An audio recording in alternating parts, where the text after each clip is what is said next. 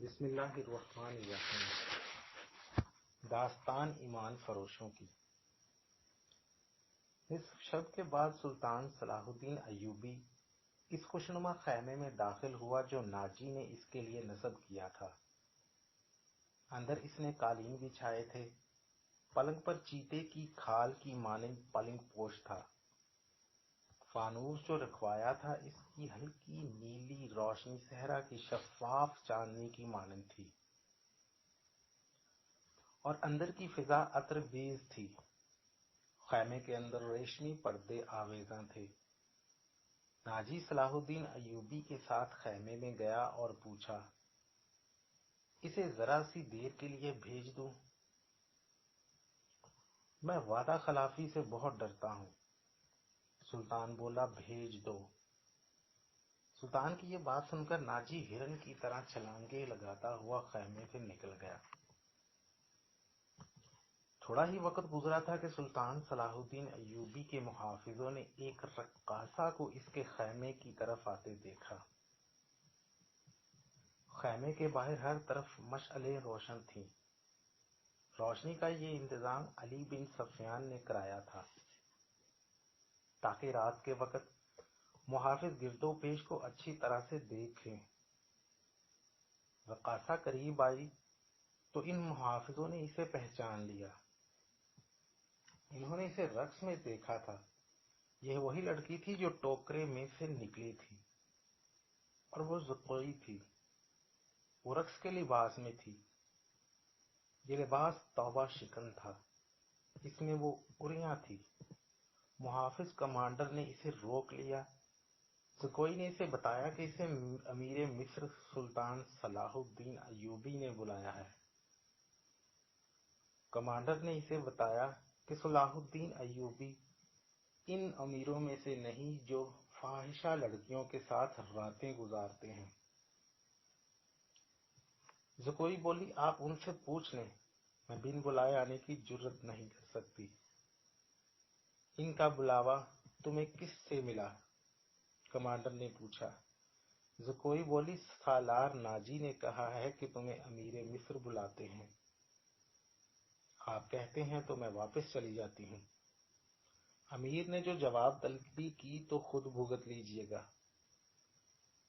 Commander تسلیم نہیں کر سکتا تھا کہ سلطان صلاح الدین ایوبی نے اپنی خوابگاہ میں ایک رقاصہ کو بلایا ہے۔ وہ ایوبی کے کردار سے واقف تھا، اس کے حکم سے بھی واقف تھا کہ ناچنے گانے والیوں سے تعلق رکھنے والے کو 100 درے لگائے جائیں گے۔ کمانڈر شش و پنج میں پڑ گیا۔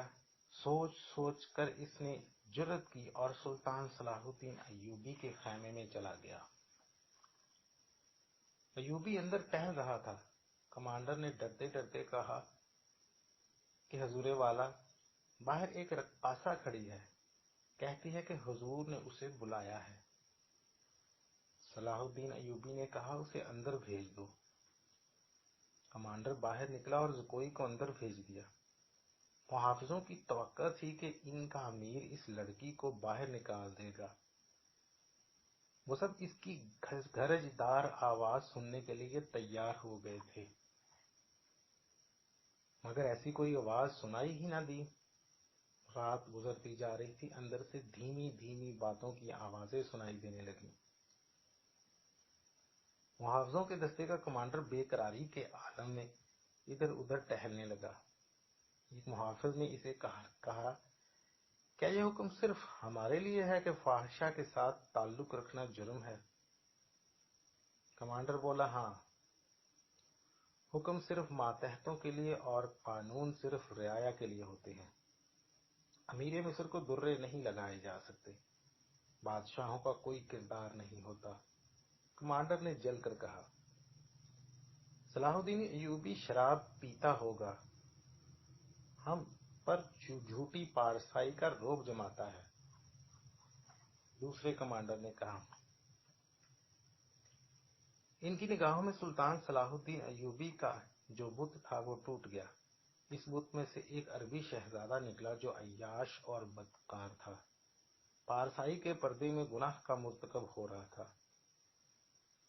ناجی بہت خوش تھا۔ صلاح الدین ایوبی کی خوشنودی کے لیے اس نے شراب سونگھی بھی نہیں تھی۔ وہ اپنے خیمے میں بیٹھا مسرت سے جھوم رہا تھا۔ اس کے سامنے اس کا نائب سالار اویش بیٹھا تھا۔ اس نے ناجی سے کہا، کتنی دیر گزر گئی ہے، معلوم نہیں کہ ہمارا تیر نشانے پہ لگا یا نہیں۔ ناجی بولا، میرا تیر خطا کبھی نہیں ہوتا، اگر یہ خطا ہوتا تو فوراً لوٹ کر ہمارے پاس آ جاتا۔ اویش نے کہا، ناجی تم ٹھیک کہتے ہو، زکوئی انسان کے روپ میں طلسم ہے، معلوم ہوتا ہے یہ لڑکی حشیشین کے ساتھ رہی ہے، ورنہ صلاح الدین ایوبی جیسا بت کبھی نہ ٹوٹتا۔ ناجی بولا، میں نے جو اسے سبق دیے ہیں وہ حشیشین نے کبھی وہم و گمان میں بھی نہیں سوچے ہوں گے۔ اب صلاح الدین ایوبی کے گلے سے شراب اتارنا باقی رہ گیا ہے۔ ناجی کو باہر قدموں کی آہٹ سنائی دی۔ وہ دوڑ کر باہر گیا۔ وہاں کوئی نہیں تھی، کوئی سپاہی جا رہا تھا۔ ناجی سلطان صلاح الدین ایوبی کے خیمے کی طرف دیکھتا ہے اور پردے گرے ہوئے تھے، باہر محافظ کھڑے تھے۔ ناجی نے اندر جا کر اویش سے کہا، اب میں یقین کے ساتھ کہہ سکتا ہوں کہ میری زکوئی نے بت توڑ ڈالا۔ رات کا آخری پہر تھا جب زکوئی سلطان صلاح الدین ایوبی کے خیمے سے نکلی۔ ناجی کے خیمے میں جانے کی بجائے وہ دوسری طرف چلی گئی۔ راستے میں ایک آدمی کھڑا تھا جس کا جسم سر سے پاؤں تک ایک ہی لبادے میں ڈھکا ہوا تھا۔ اس نے دھیمی سی آواز میں زکوئی کو پکارا۔ وہ اس آدمی کے پاس چلی گئی۔ وہ آدمی اسے ایک خیمے میں لے گیا۔ بہت دیر بعد وہ اس خیمے سے نکلی اور ناجی کے خیمے کا رخ کر لیا۔ ناجی اس وقت تک جاگ رہا تھا اور کئی بار باہر نکل کر سلطان صلاح الدین ایوبی کے خیمے کو دیکھ چکا تھا۔ زکوئی نے سلطان صلاح الدین ایوبی کو پھانس لیا اور اسے آسمان کی بلندیوں سے گھسیٹ کر ناجی کی ذہنیت کی پستیوں میں لے آئی۔ یہ بات اویش نے کہی۔ رات تو گزر گئی لیکن وہ ابھی تک نہیں آئی اور آئے گی بھی نہیں، کیونکہ ایسے ہیرے شہزادے اپنے ساتھ ہی لے جاتے ہیں۔ تم نے اس بات پر غور نہیں کیا، اویش نے ناجی سے کہا۔ ناجی بولا، میں نے اپنے حال کا یہ پہلو تو سوچا ہی نہیں۔ اور اویش بولا، یہ ایسا نہیں ہو سکتا کہ زکوئی باقاعدہ سلطان صلاح الدین ایوبی سے شادی کر لے۔ اگر ایسا ہو گیا تو اس صورت میں ہمارے ہاتھ سے لڑکی بھی جائے گی اور ہمارا سارا پلان بھی فیل ہو جائے گا۔